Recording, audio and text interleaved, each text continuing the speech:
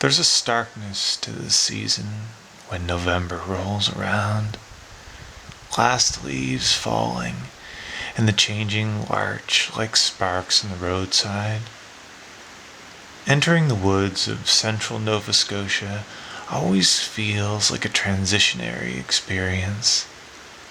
First the asphalt, then the gravel, then parking up to hike the dusty ruts of logging roads. Finally, I'm off into the tangled woods itself, where any path to the past is overgrown and forgetful as what I find there.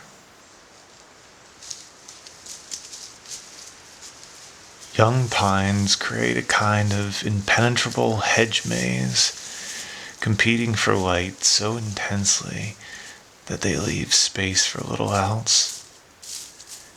At the core of some secret grove, you might find a tale that waits to be told, spotted only by chance or persistence. Sometimes it's just a glance for an instant, bit of light reflected off a shard of broken glass, some giveaway awareness of a life long gone.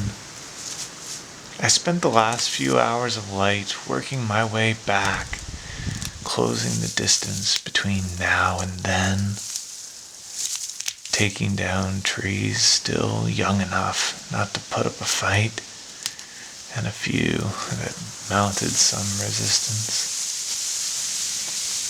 I could barely see what I was chasing at first. Just vague outlines from a rooftop to a cabin abandoned decades ago. Still, that kind of promise is plenty to turn my heart, knowing I'm about to walk where no one has in years. The feeling of cutting clear to something so totally shrouded is heartwaking in a way that's hard to explain.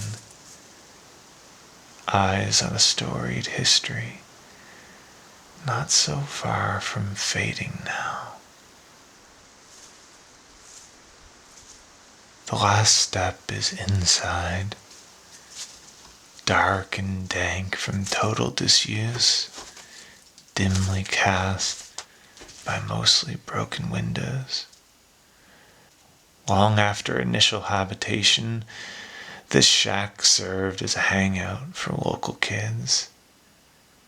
The writing hints at a mix of sex, drugs, and rock and roll, about what you'd expect from landlocked teenagers.